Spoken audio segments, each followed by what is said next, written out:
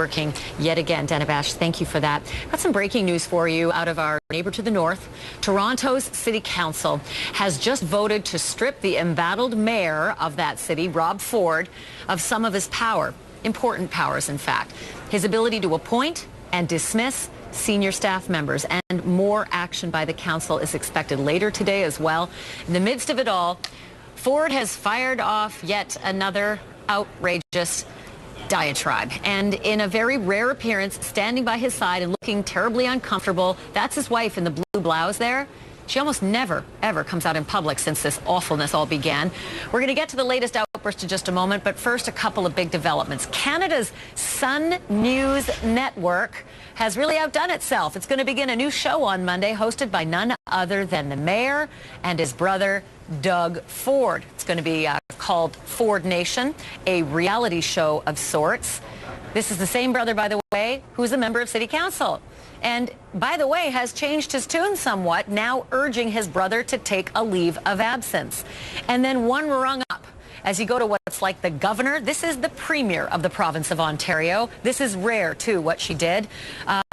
Kathleen Wynne says that she's willing to step in if she is needed to assist the City of Toronto's council in resolving this Ford crisis. That's if the council wants it. Also saying this is not going to define us. More now on the mayor's latest bombshell, and I have to warn you, and I really am warning you, that these are some of the most graphic remarks you'll ever have to deal with from a politician or anyone else. I have to take legal action against the waiter that said I was doing lines at the beer market. That is outright lies. That is not true. You know what? But it hurts my wife when they're calling a friend of mine a prostitute. Helena is not a prostitute. She's a friend, and it makes me sick how people are saying this. So unfortunately, I have no other choice.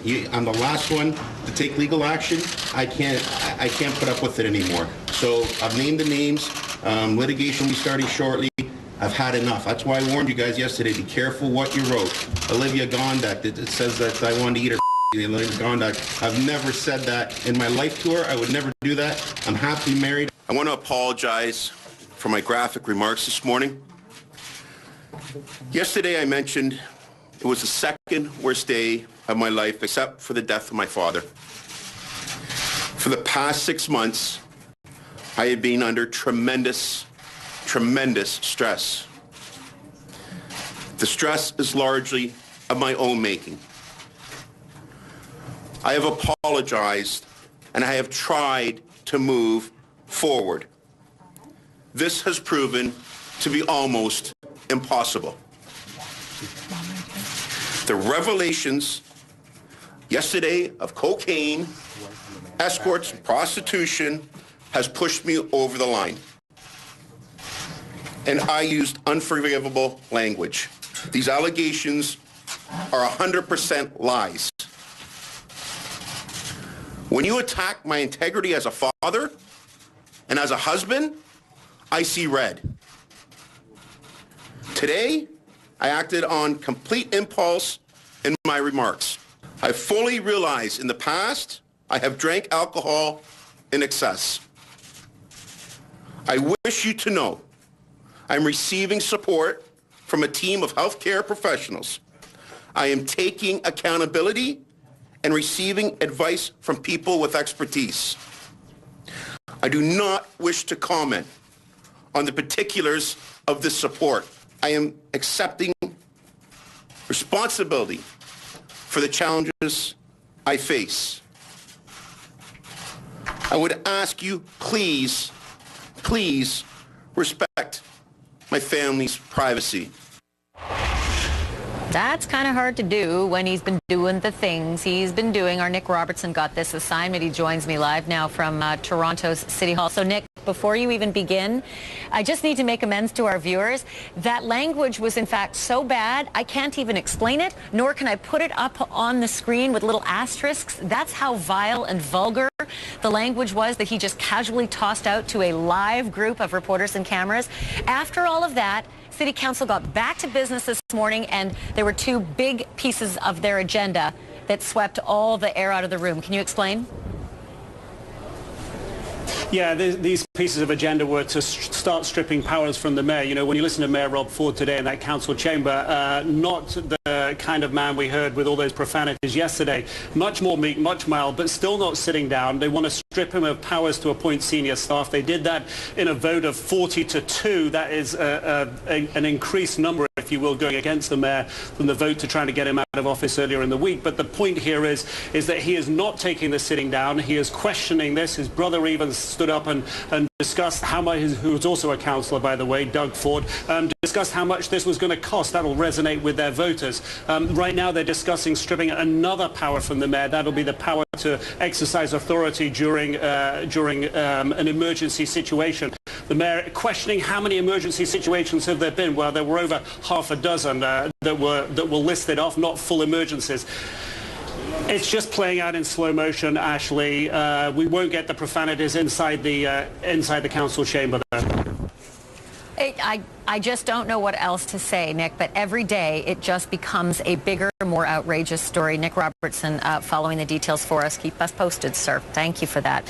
This outrageous mayor, Mayor Ford, it's really hard to wrap your head around what's going on up there. The allegations against him are astounding. You have to read 400 pages of an affidavit to know, but here are just some of the lowlights, so to speak. Assault, sexual harassment, racial slurs, misusing city staff. That's not all. Use of marijuana, OxyContin, cocaine, some of it in the mayor's office, drinking and driving, the use of prostitutes, escorts, or whatever you want to call them.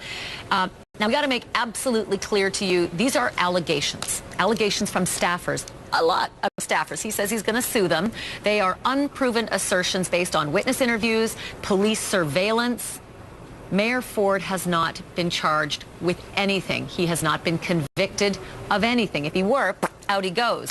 There's no argument to that. But all of this has not only shocked Toronto, but it has rocked the country as well to its very foundation. And no one brings more experience to this saga and this country than someone I grew up with, in fact, Andrew Coyne. He's a political columnist with Canada's National Post. He's written for Maclean's magazine and the Globe and Mail newspaper. He joins us live from Toronto. Usually we have much more fun things to discuss, Andrew, but you and I are going to discuss something that's embarrassing and very serious right now, and that is the mayor of the city where you live.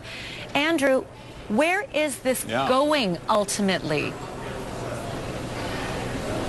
Nowhere fast. I mean, the council, as you heard, is slowly stripping away the mayor's powers. You would think that would end it. You would think he would give up and realize the battle's lost. He's a mayor in name only. But this guy never gives up and never realizes when he's beat.